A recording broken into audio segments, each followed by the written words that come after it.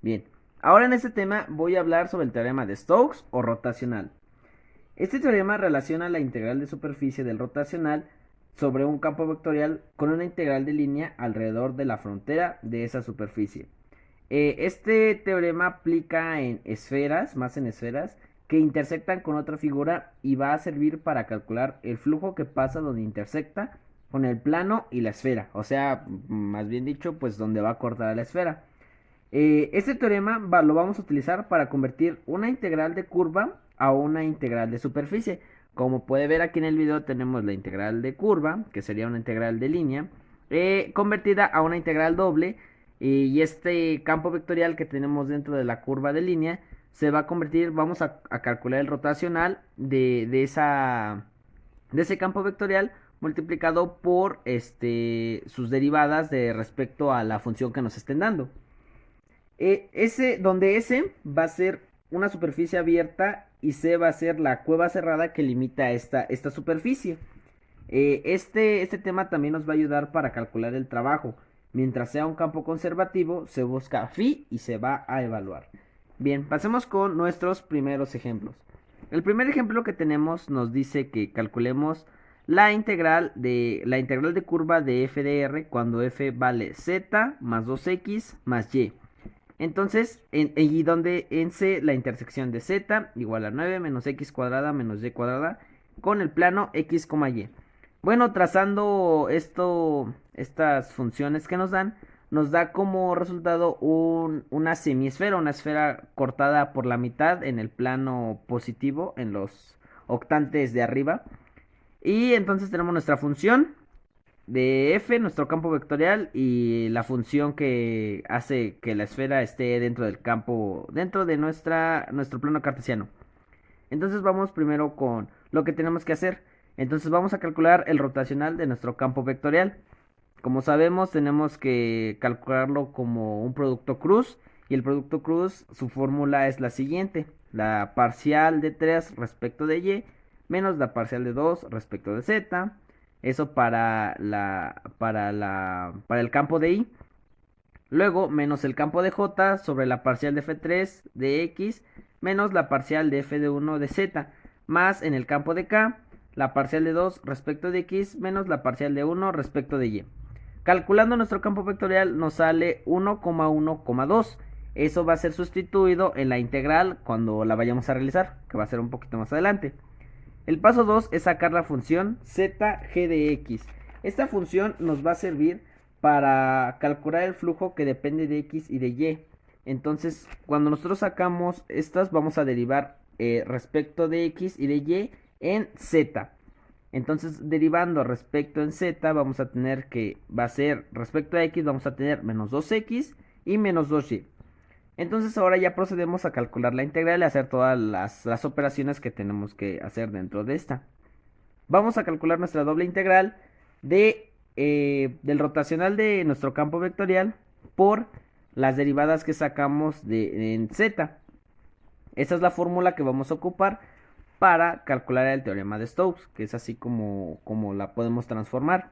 Entonces vamos a poner primero nuestro rotacional de f, que como tuvimos aquí arriba fue 1,1,2 multiplicado por, haciendo un producto punto, con nuestras derivadas que obtuvimos de la función z de g de x de y.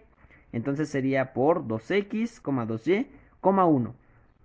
Hacemos el producto punto y en nuestra integral nos va a quedar 2x más 2y más 2 es igual al diferencial de área. Factorizando, pues sacamos el 2, es el que multiplica todos los términos, y tenemos x más y más 1 diferencial de área.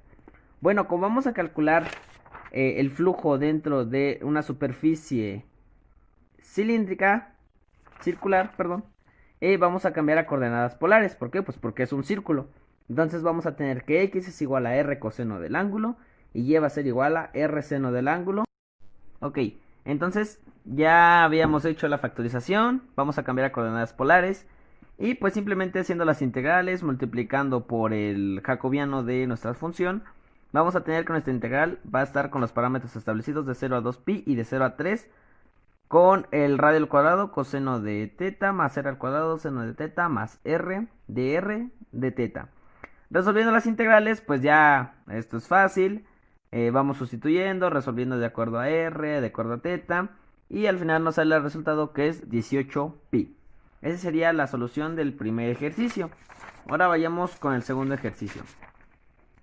Tenemos que el segundo ejercicio, bueno, el ejemplo 2, nos va a pedir calcular una integral de línea respecto a un campo vectorial, que este es nuestro campo vectorial, a lo largo de la trayectoria que une los puntos, y nos dan los puntos 1, menos 2,1, con los puntos 3,1, 4.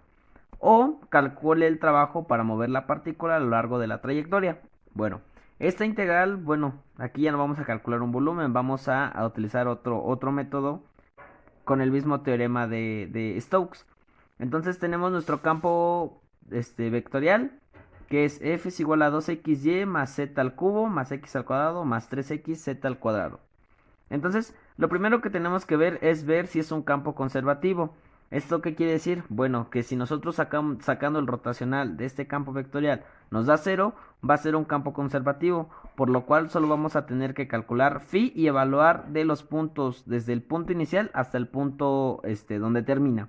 Entonces, al evaluarlo, al hacer nuestra rotacional de acuerdo a nuestro campo que tenemos, resulta que sí es conservativo, nos da 0, derivando de acuerdo a cada una de las reglas que nos dice aquí, nos da 0. Entonces esto nos quiere decir que es conservativo. Entonces el paso 2, el que sigue es hallar phi con respecto a i, j y k. Entonces vamos a derivar en phi respecto a x, a y y a z. Bueno, entonces vamos a tomar i para x, j para y k para z. Y respecto a esto, vamos a integrar respecto a x, respecto a y y respecto a z. Y estos son los posibles resultados que nos dan de cada integral respecto a x, a y y a z. El siguiente paso que tenemos que hacer para esto es evaluar las que no se repiten. Como si aquí tenemos x cuadrada y más xz cúbica. ¿Qué va a pasar aquí? Bueno, aquí el x cuadrada y se vuelve a repetir y el xz cúbica se vuelve a repetir. Entonces solamente tomamos los que no se repiten, estos dos. Y estos los vamos a redireccionar y eso va a ser igual a phi. Entonces ya encontramos lo que queríamos, que era phi.